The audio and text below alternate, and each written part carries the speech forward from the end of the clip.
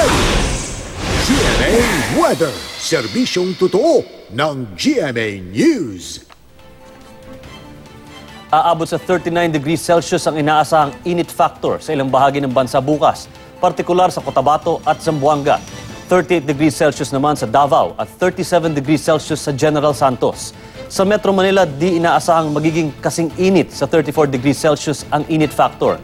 Mababa rin ang tsansa ng ulan bukas hanggang Miyerkules. Sa ibang bahagi ng Luzon, may tsansa ng ulan sa Mimaropa Region bukas. Sa Visayas, eastern ang uulanin. Sa umaga, sa tanghali, buong Visayas na ang maaaring ulanin. Makararanas ng ulan sa tanghali ang Caraga at Davao Region naman sa Mindanao. Pero pagsapit ng hapon, buong Mindanao na ang uulanin. Dahil naman sa paglakas ng hanging amihan, lagpas 4 na metro ang taas ng alon sa seaboards ng Northern at Central Luzon at maging sa Eastern Seaboard ng Southern Luzon. Kaya delikadong pumalaot dyan ang maliliit na sasakyang pandagat. Yan ang latest mula sa GMA Weather. Magplano para sigurado, I am ready. Serbisyong totoo ng GMA News.